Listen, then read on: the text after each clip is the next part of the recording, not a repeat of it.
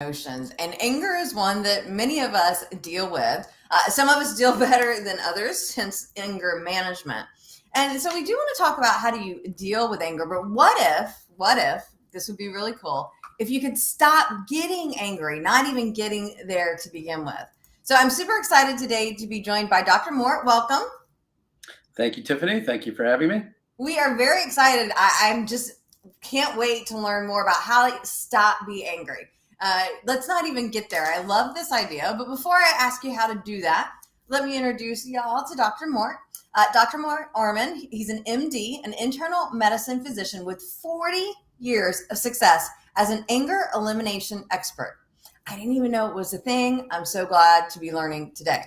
He is the creator of the Angry No More 10-session quick anger mastery program, and he's led more than 100 anger and stress elimination workshops for doctors, nurses, lawyers, business owners, entrepreneurs, other professionals, and even the FBI. He has been the official sponsor of National Stress Awareness Month in the U.S. ever since April 1992. So welcome. So glad to have you with us.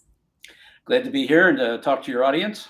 So let's talk. This is not a topic I would think about talking about. Usually my thing is more money, more time, more fun. However, I think angry probably sucks away from our fun for sure, and probably impacts our ability to make money and use our time wisely. So while it's not a perfect fit, I think it's 100% appropriate.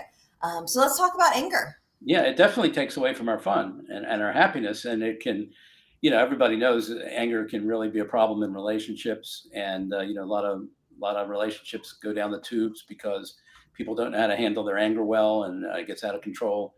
And it also impacts, if you have kids, anger can really be damaging to our kids. And it can set them up to be angry in life and have other problems with as far as their emotions are concerned. So it's a huge problem. And I think you can see it if you just turn on the television today or just scroll social media. You just see people just losing their temper all over the place. And everything sort of in society is driving us to be angrier and angrier. I mean, certainly in the political domain, that's the whole game, is to get people on each side angry at the people on the other side and stir up, business for the media and media companies. So everybody's driving us to be angry, and it's hard to resist. A lot of people think that if they have an anger problem, they think that they're just stuck with it. Ooh. And they think that, that's just the way they're always going to be for the rest of their life. And it's not really true. I mean, I used to be very angry in my 20s and 30s. And I used to think that and no matter what I tried, I couldn't get rid of it. I couldn't control it. I couldn't stop it. And I had come to the conclusion that it's just my personality, it's going to be that way forever. And I just might as well get used to it. And then fortunately, I figured out how to finally defeat the anger problems that I had. And it's been really nice the last 40 years not having to deal with all that stuff. I can imagine. Now, before we get to how to stop being angry, can you tell us, being that you're a doctor, I would assume you know some of the science behind it. Why do we get angry? What's that all about?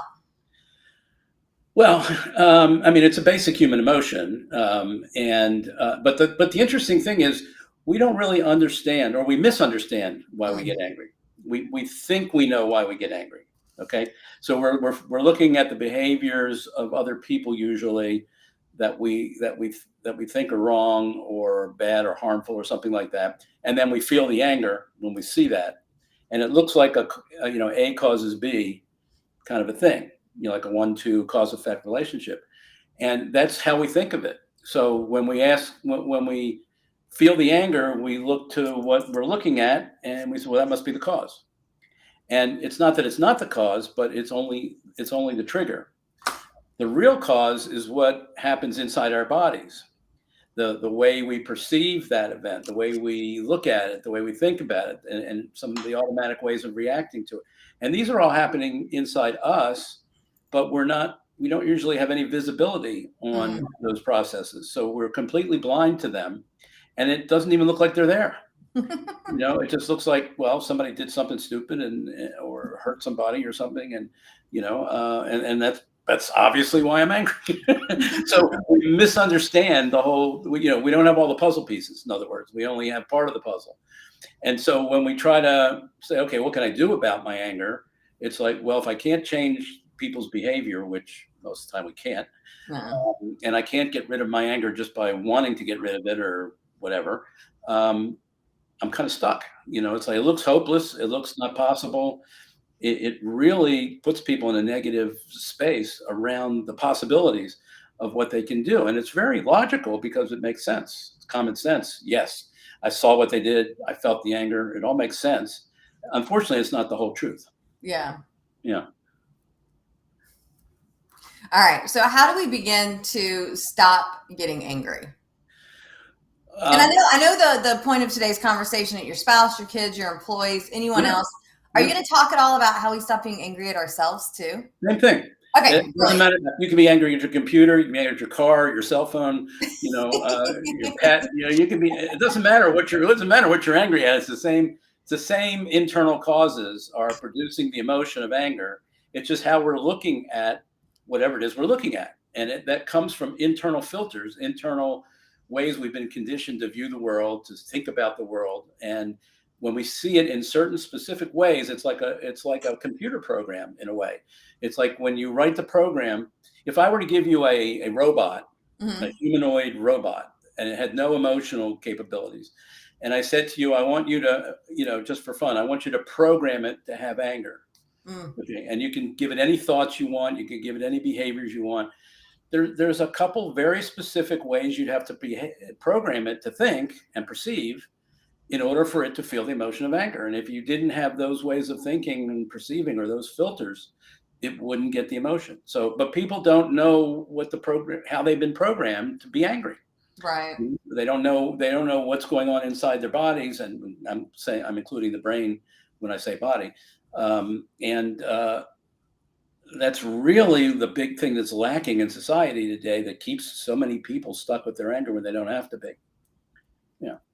Now, you mentioned I was a doctor, which I was for 23 years, practiced internal medicine.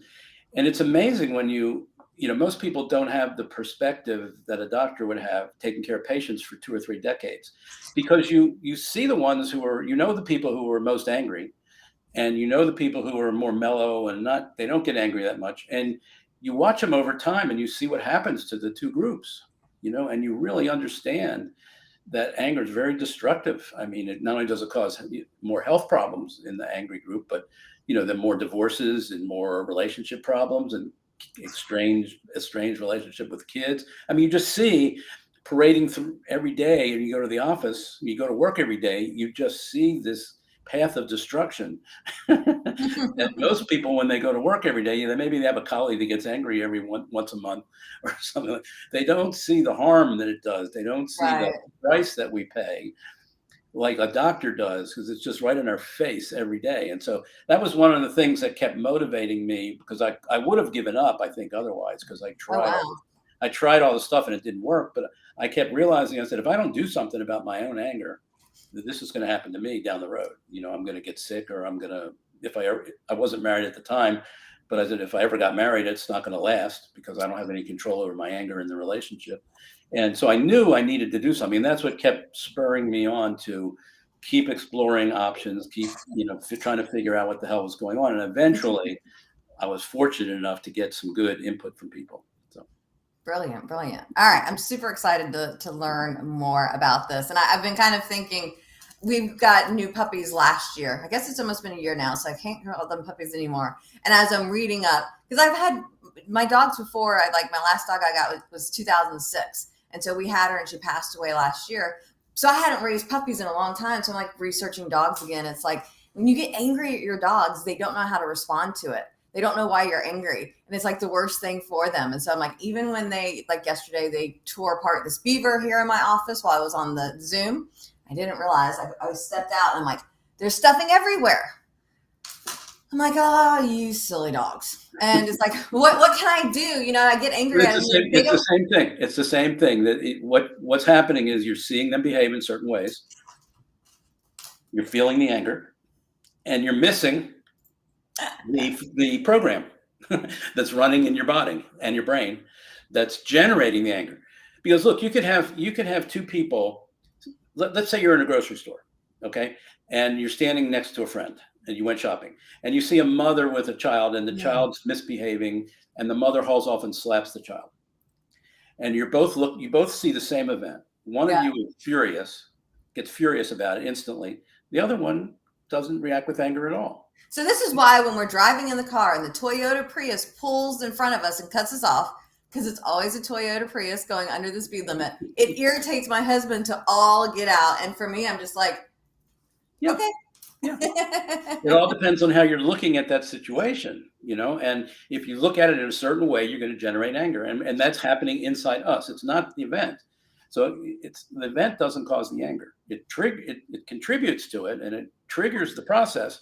But if you don't have that internal programming going on that's running in the background, you don't get anger.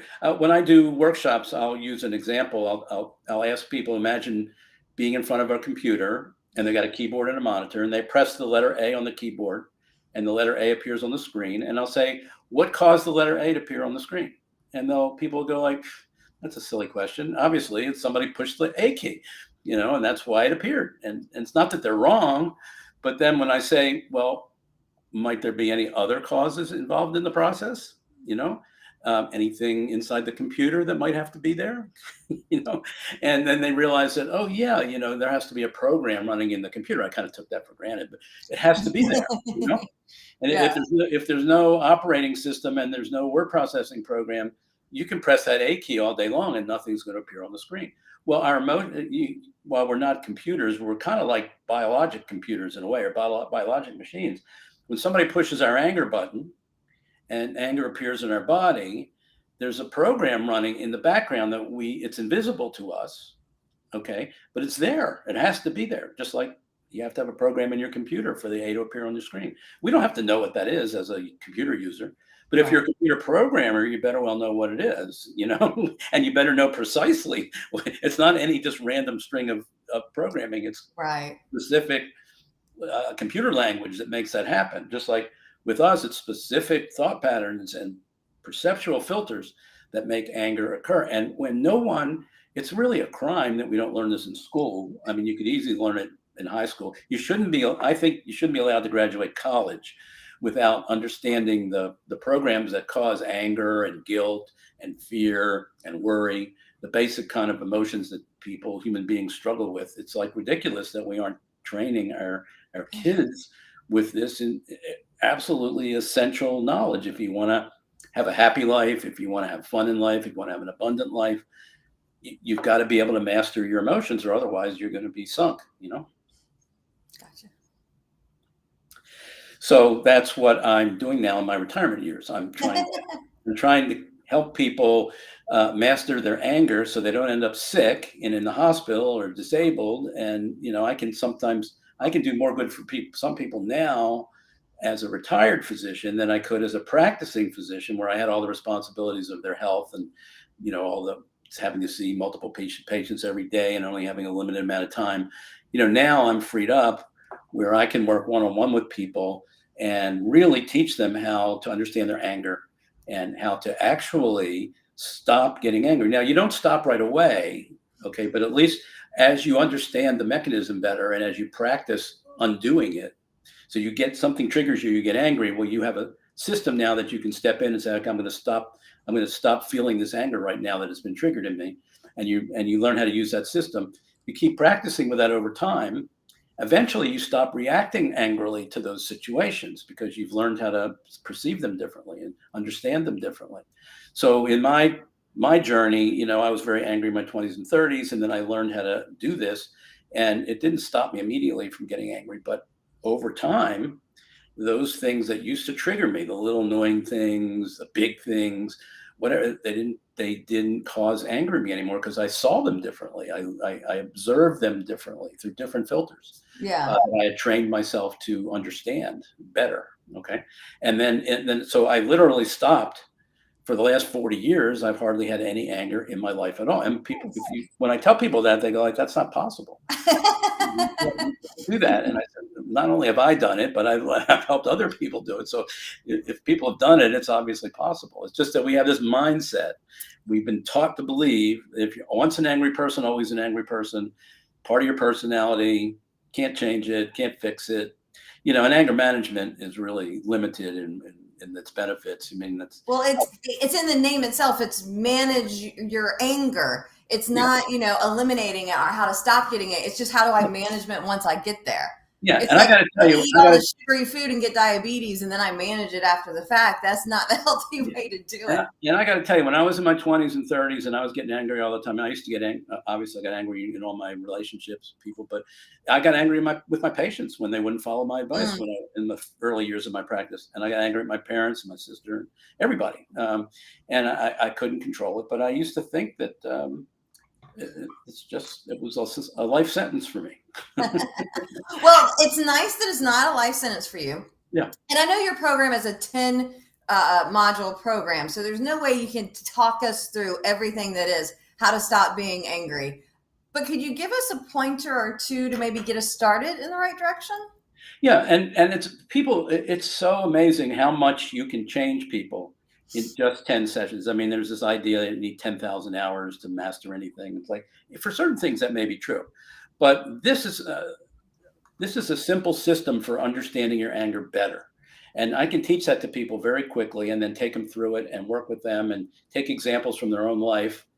Tell me a time when you were angry, or is there anything you're still angry about, maybe that happened 20 years ago that you're still holding on to? And then we can work through that, and you can use the system to see they can let go of the anger for that situation. And they can't believe it can happen that fast, in just 10 sessions. And I've turned people around, dramatically in just 10 sessions, because once you learn the system and you know how to use it, it's yours forever. I mean, I've been using it for 40 years.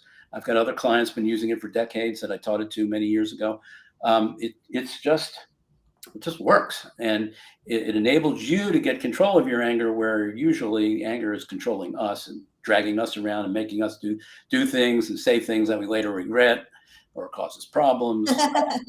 So it's a shame that's so avoidable. All those problems are so avoidable, and people don't know it, and if you tell them, they often don't believe it, because it runs counter to popular belief.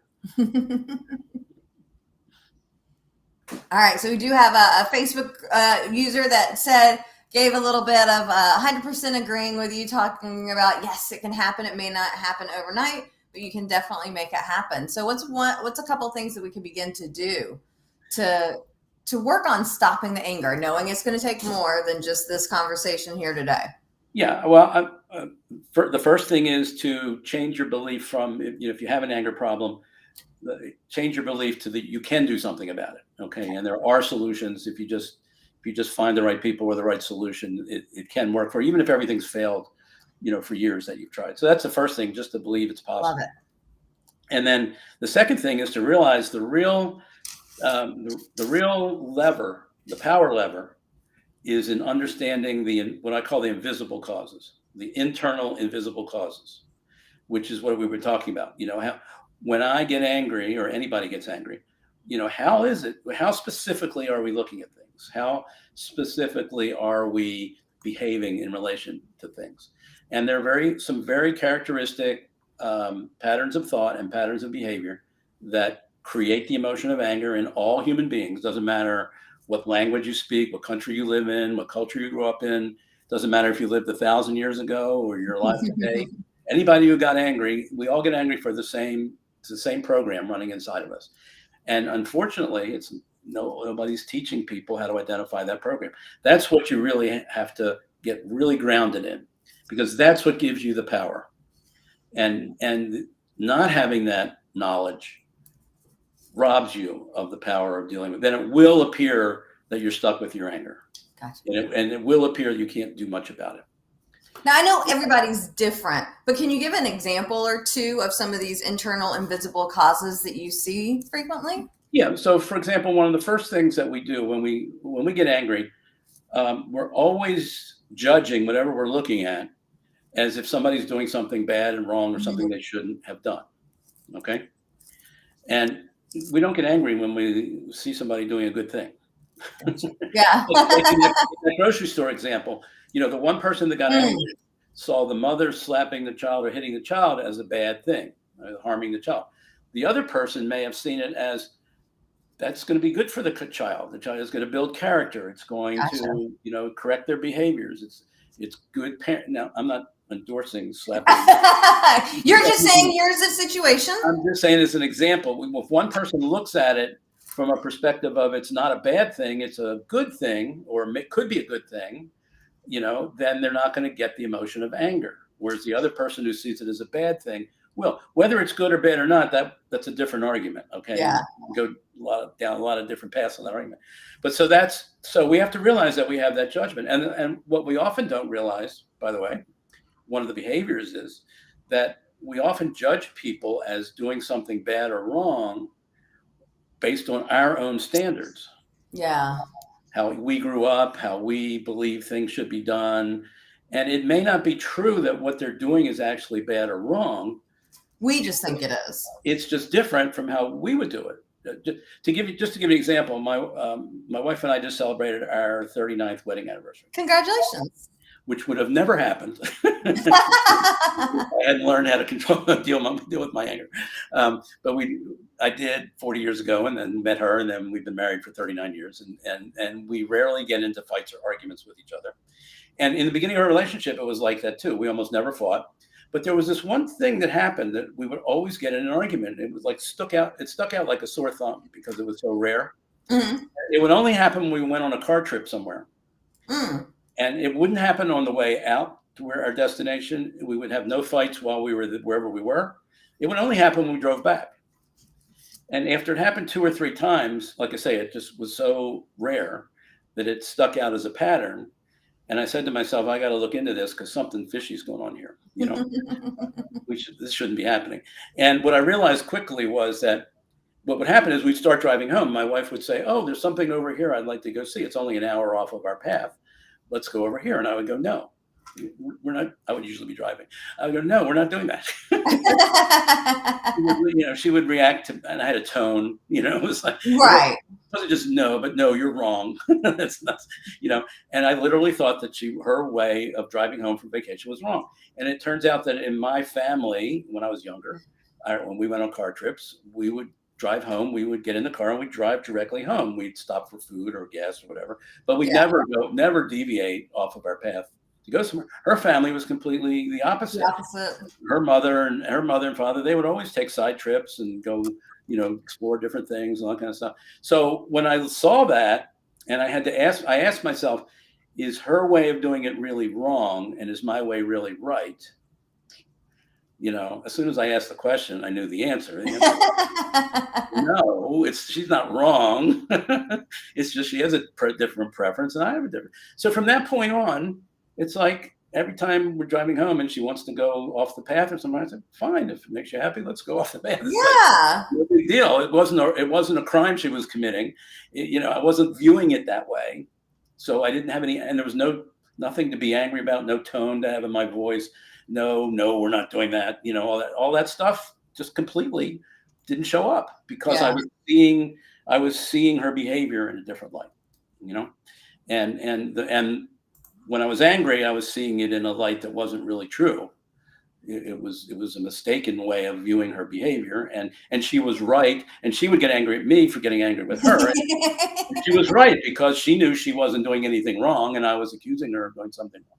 So she was just reacting to me falsely or incorrectly or inappropriately, blaming her for something that she knew was perfectly benign and normal. So, but that's how it works. That's how it works. It's like when we don't have precision on what the filters are we're looking through.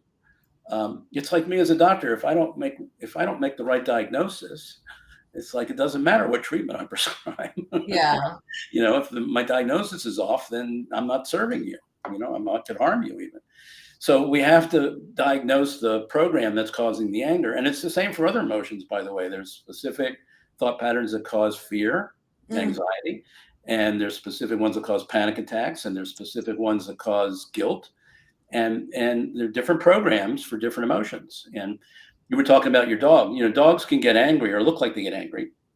But a dog gets angry for a different reason than a person gets angry. The dog doesn't have these conceptual concepts and filters through which they're perceiving the world. They just are looking at what's real. And if someone threatens them, they'll react, they'll start growling or start, attacking or something like that. But they don't have that same process going on inside our bodies inside their bodies that we do. Yeah. And I'm now thinking, because I'm trying really hard not to, and I wouldn't say I'm an angry person, but I'm sure I get angry frequently. My husband would probably say I do. But I'm thinking, I've been working hard not to be angry at the dogs.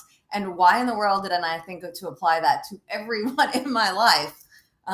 Duh. It's the same internal mechanism, really. Yeah. It's just that it's a different situation that you're looking at, but you're still seeing the dogs as doing something bad and wrong, and then you got other things that flow from that create the anger emotion, and that's what I teach people how to recognize. And as soon as I can show people what's always been going on anyway in their entire history of living, every time they got angry, they were thinking this way. When I can show them that, and they go like, "Yeah, I can see that." Like, yeah, now that you point that out and you give me that framework, I said, "Yeah, every single time I got angry, I can see I was thinking in those 4 ways or behaving in those 4 ways." And then they go like, "Well, now that I know that, there are probably things I could do about that. I could step in and examine those things, and like I did, ask myself if it's true or not, and discover where it is and where it isn't true." And that's very freeing, very liberating when you can do that. I mean, for example, we've all had situations where we made arrangements with somebody to meet us because they were going to transport us somewhere. It was really important that they be there. And we pointed out to them how absolutely crucial it was they be there on time. And we get to the place on the date and they're not there. Yeah. And 5 minutes go by and they're still not there. And we start thinking, oh my God, I should never have trusted this person. They didn't take it seriously. They weren't being conscientious. And we're getting angrier and angrier. And then a couple minutes more go by and then they show up. And they're all frantic and hysterical and apologetic. And they tell you that they took it very serious. They left their house like 45 minutes early. They just got caught in a traffic jam and they were trapped. They couldn't get out. And as soon as you get that information about what actually happened, your anger just dissolves. Mm. You didn't have to punch a punching bag. You didn't have to do Tai Chi. You didn't have to run around the block. You didn't have to do any of that because the thing that was causing your anger was your false ideas about what had transpired. And you didn't know they were false. You thought they were true at the time. And then they come in, they give you the information about what really happened, and you say, oh, well, that wasn't true. What I thought wasn't true. So therefore, there's nothing to be angry about. Unfortunately, it happens. People get stuck in traffic jams. So, but it's like that all the time with anger. There's lots of flaws in the ointment, that we don't see because we don't know the mechanism. So I know we've talked a lot today, but we barely scratched the surface. We talked earlier that you had a gift for the viewing audience to kind of continue on the conversation that we've been having here over the past little bit. Though I do want to say, Christina, she does say very helpful. So thank you so much for sharing. Thanks for coming. Christina is my wife's name. Oh, hi, Christina. And by the way, that's not your wife.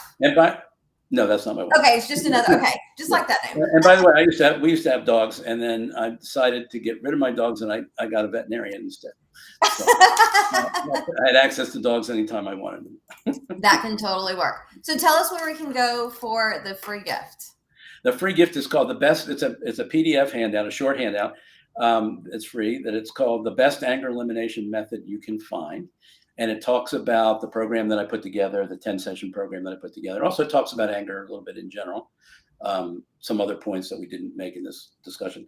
And it also tells them how people can get in touch with me if they want to explore whether that program is right for them. And it gets them on my email list. Nice. So I send out emails every Monday, Wednesday, and Friday. I pick a topic related to anger or stress, break it in 3 parts, and deliver it Monday, Wednesday, and Friday. And I've been doing that for like 12 or 13 years now, and people have been with me for all that time on that list, a lot of them.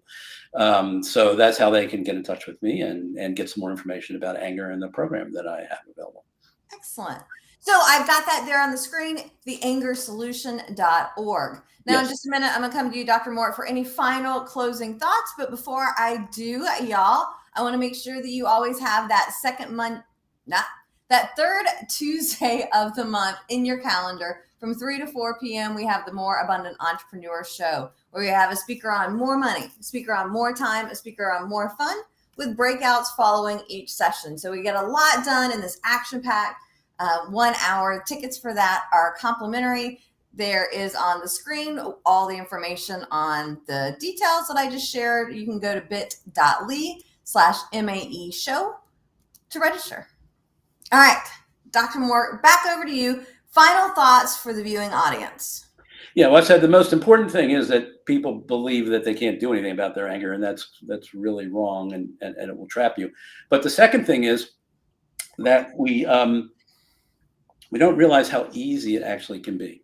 Right. And we think it's going to be this arduous thing. It's going to take years and years of therapy or whatever. And it's really a lot simpler than that. So it's very available for people. And the third thing we do is we tend to minimize the damage, that anger can do in our lives. It's either that it's doing in our lives, or that in the future, if we don't really get a good system for dealing with it, it can ruin our relationships, our marriage, our kids, our health.